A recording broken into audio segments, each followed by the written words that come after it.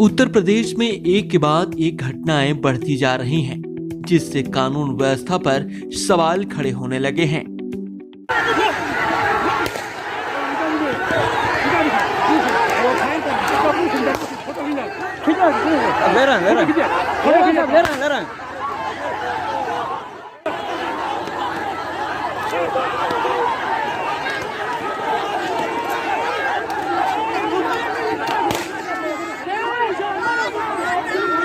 बलिया में कोटे की दुकान आवंटन के लिए बुलाए गई खुली बैठक में दबंग बीजेपी कार्यकर्ता धीरेन्द्र सिंह ने शरेआम एसडीएम और सीओ के सामने दुर्जनपुर निवासी जयप्रकाश पाल को गोली मार दी और गोली लगते ही जमीन पर गिर पड़ा।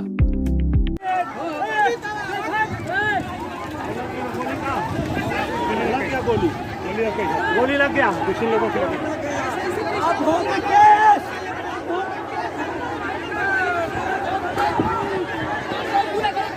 लोगों ने सीएचसी सोनबरसा पहुंचाया, तब तक बहुत देर हो चुकी थी। डॉक्टर ने उसे मृत घोषित कर दिया। कई थाने की फोर्स मौके पर मौजूद है। वहीं मृतक के बेटे ने कहा कि सीओ, इंस्पेक्टर और मजिस्ट्रेट की मौजूदगी में दबंगों ने मेरे पिता को गोली मारी है और पुलिस खड़े होकर तमाशा देख रही थी। कोटे को लेकर बैठक हुआ था, उसमें सब एसओ साहब सब मौजूद थे, गांव के पूरे जनता मौजूद थी। एसओ साहब से जो डब्ल्यूसी दबंग है उनसे बात विचार हुआ और उसकी कहा सुनी हुआ, उसके चलते लेकर के हमारे पिताजी को निशान साध कर मार दिए गोली। कौन मारा? डब्ल्यूसी। क्या मारे? 20-25 राउंड मारे। क्या मारे? 20 गोली जी। और तो पिताजी को कितनी गोली मारी गई? 20-25 गोली चलाई गई, जिसमें से दो तीन लगी पिताजी की। हाँ। तो क्या अभी जीवित है वो? नहीं, मर चुके हैं। घटना पर कौन कौन था वहाँ पे? घटना पर बस हम लोग जब कितने की संख्या थी जब गोली चल रही थी वहाँ? 500-600 की थी जी। क्या उद्वंग व्यक्ति जो गोली मारा तो पकड़ा गया या वहाँ से? नहीं, वहीं पे पकड़ा गया। तो वो पकड़ा गया। ये बताइए, अधिकारी और पुलिस में कौन कौन था वहाँ पे? एसओ साहब थे और एसडीएम साहब थे और सीओ थे और सब पुलिस थे। तो उनके सामने ही ये सब घटना हुई? उनके सामने ही सब घटना हुई। मारने वाले व्यक्ति आपके कौन है? पिताजी हैं। अधिकारी जो मौजूद थे उनके सामने ही गोली चली? हाँ। क्या चली गोली? वो लोग नहीं रोकते। पुलिस अधीक्षक देवेंद्रनाथ दुबे ने भी मौके का मुआयना किया और घटना की जानकारी ली। उन्होंने ग्रामीणों को आश्वस्त किया कि दोषियों के खिलाफ कठोर कार्रवाई की जाएगी।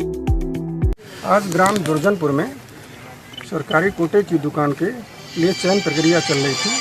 इसमें 2 सहायता समूह के लोग थे। एक सहायता समूह का समर्थन धीरेन्द्र प्रताप सिंह डब्ल्यू सिंह कर रहे थे और एक दूसरा सहायता समूह था। उस सहायता समूह से और इनके बीच में पहले कहासुनी हुई। जब हंगामा लोग करने लगे तो एसडीएम ने इसकी प्रक्रिया को बाधित होते देखकर बंद कर दिया। यहाँ शेष लोग जा रहे थे। इस दौरान धीरेन्द्र प्रताप सिंह द्वारा फायरिंग किया गया, जिसमें एक आदमी को, जयप्रकाश उर्फ गामा पाल को गोली लगी। उन्हें हॉस्पिटल ले जाया जा रहा था। रास्ते में उनकी मृत्यु हो गई है।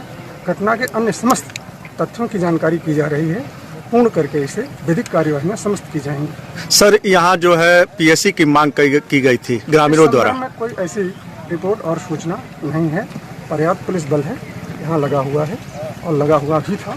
जैसा भी होगा सब चीजों की जानकारी की जा रही है, आपको बताएंगे। वहीं अब इस पूरे मामले पर राजनीतिक बयानबाजी भी शुरू हो गई है। कांग्रेस और समाजवादी पार्टी ने बीजेपी पर जमकर निशाना साधा है। कांग्रेस के प्रवक्ता रणदीप सुरजेवाला ने कहा कि उत्तर प्रदेश में बीजेपी कार्यकर्ताओं को गुंडागर्दी का लाइसेंस है। जब शासक अपराधी हो, कानून गुंडों की दासी हो, तो संविधान को रोदना राजधर्म बन जाता है।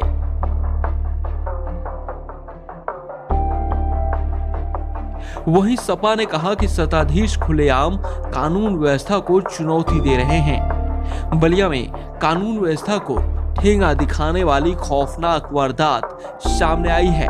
एसडीएम और सीओ के सामने बीजेपी नेता ने युवक जयप्रकाश पाल को गोली मारकर हत्या कर दी। पुलिस के सामने से गोली मारकर बीजेपी नेता फरार भी हो गया। सपा और कांग्रेस के आरोप पर बलिया के बीजेपी जिलाध्यक्ष जयप्रकाश साहू ने कहा कि आरोपी धीरेन्द्र सिंह बीजेपी में किसी पद पर नहीं है। वहीं आरोपी धीरेन्द्र सिंह के फेसबुक अकाउंट के मुताबिक वह 2011 से राजनीति से जुड़ा हुआ है और अपने को बीजेपी का कार्यकर्ता बताता है। घटना के सामने आने के बाद सीएम योगी ने सख्त कार्रवाई की है। उन्होंने एसडीएम, सीओ और अन्य पुलिसकर्मियों को तत्काल निलंबित करने का आदेश दिया है। साथ ही आरोपी के खिलाफ सख्त कार्रवाई का भी निर्देश दिया है। गौरतलब है कि हाल के दिनों में उत्तर प्रदेश में एक के बाद एक अपराध बढ़ते जा रहे हैं। कुछ ही दिन पहले हाथरस में हुए बलात्कार की घटना के बाद देश भर में हंगामा हुआ था। बीजेपी विधायक के करीबी पर बलिया की घटना का आरोप लगने के बाद एक बार फिर राजनीति तेज हो गई है।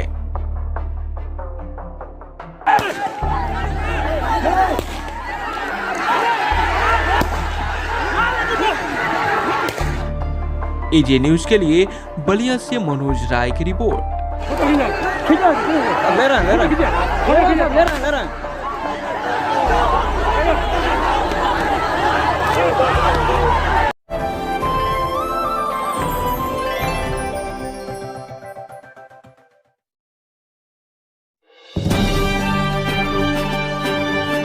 अगर आपने अब तक हमारा चैनल सब्सक्राइब नहीं किया है तो सब्सक्राइब बटन पर क्लिक करके सब्सक्राइब करें। न्यूज अपडेट सबसे पहले पाने के लिए बेल आइकन पर जरूर क्लिक करें।